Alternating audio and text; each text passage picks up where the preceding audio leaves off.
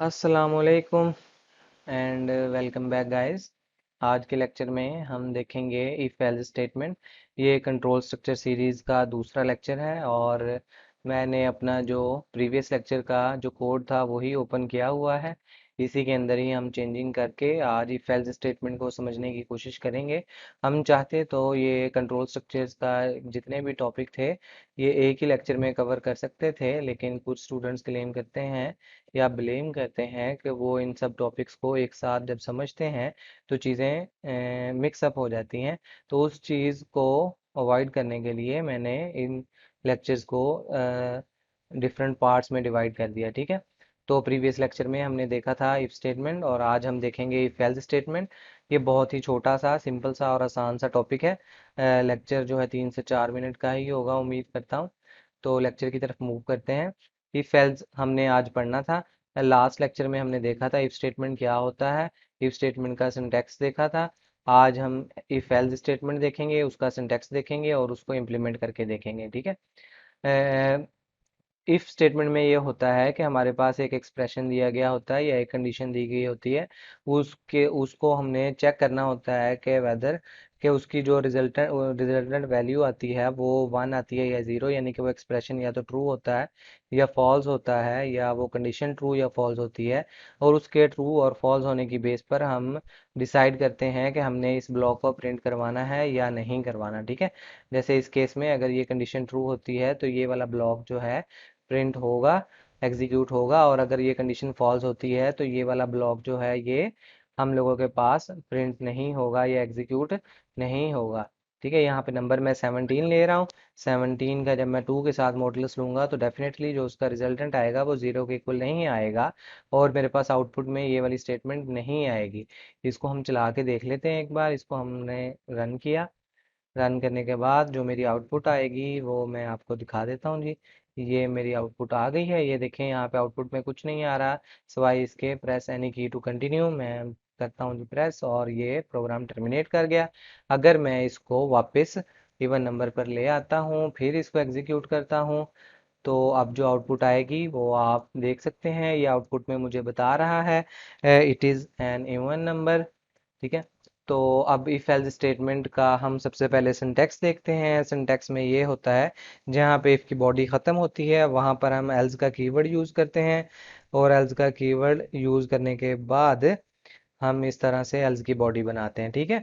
यहाँ पर भी अगर आपने एल्स से किसी एक स्टेटमेंट को इफेक्ट करवाना है तो करली ब्रेसेस की ज़रूरत नहीं है। अगर आप ब्लॉक ऑफ कोड जो है वो इफेक्ट करवाना चाहते हैं, एग्जीक्यूट करवाना चाहते हैं, अगर आपकी कंडीशन फेल हो जाती है तो फिर आपको यहाँ पे ब्लॉक बनाना पड़ेगा जिसके लिए करली ब्रेसेस ज़रूरी हैं, ठीक है। तो ये सिंटैक्स है जी सिंपल। इफ के आगे आपकी कंडीशन आ जाएगी, इफ की बॉडी आ जाएगी और उसके बाद एल्स का कीवर्ड और उसकी बॉडी आ जाएगी, ठीक है।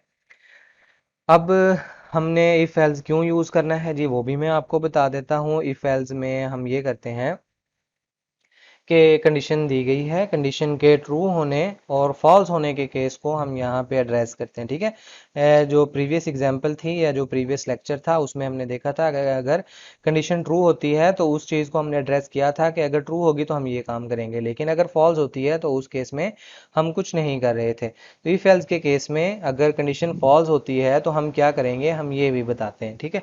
तो जैसे कि हम इवन ऑड नंबर का केस ले रहे हैं तो अगर कंडीशन फॉल्स होती है तो हम ये मैसेज प्रिंट करवाएंगे, ठीक है जी। तो इसको हम एग्जीक्यूट करके देखते हैं। काफ़ी बेसिक एग्जांपल है और उम्मीद करता हूँ कि आप लोगों को समझ आ गई होगी। ये देखें आउटपुट में मेरे पास आ रहा है it is N even number, ठीक है जी। क्यों आ रहा है? Because number is even. मैंने 10 लिया, 10 को जब 2 पे डिवाइड करेंगे रिमाइंडर लेंगे तो वो 0 के इक्वल ही आएगा और ये कंडीशन सेटिस्फाई हो जाएगी और हम लोगों के पास आउटपुट में ये वाला जो स्टेटमेंट है ये वाली ये हम लोगों के पास आएगी। अगर मैं इसको चेंज करके 17 कर देता हूँ, तो अब जब मैं इसका रिमाइंडर लूंगा तो डेफिनेटली वो ज़ीरो नहीं आएगा, जो कि एक अंडरस्टूड बात है, वो वन आएगा। और वन और ज़ीरो की जब हम इक्वलिटी चेक करेंगे तो वो हम लोगों के पास फॉल्स आएगी। ठीक है, तो कंडीशन फॉल्स हो जाएगी तो हमारा जो कंट्रोल है वो इस ब्लॉक की तरफ नहीं जाएगा, बल्कि वो एल्स की तरफ मूव करेगा। और एल्स के अंदर हमारे पास ये एक सिंपल सी स्टेटमेंट लिखी है और ये एग्जीक्यूट हो जाएगी। ठीक है, तो अब हम इस प्रोग्राम को रन करते हैं। रन करने के बाद जो आउटपुट आती है वो आप लोगों के सामने है। ये कह रहा है जी it is an odd number 17 को। ठीक है, विच इज़ ट्रू। और इसका मतलब ये है कि जो लॉजिक हमने डिज़ाइन किया था वो बिल्कुल ठीक है, और एग्जाम्पल भी ठीक है, प्रोग्राम भी ठीक है, किसी किस्म का कोई एरर नहीं है। तो उम्मीद करता हूँ कि आपको आज का लेक्चर समझ आया होगा। अगर किसी की किसी भी किस्म की क्वेरी हो तो आप लोग पूछ सकते हैं, कोई मसला नहीं है। और लेक्चर जो है वो काफ़ी सिंपल है, आसान है, तो आप लोगों ने परेशान नहीं होना।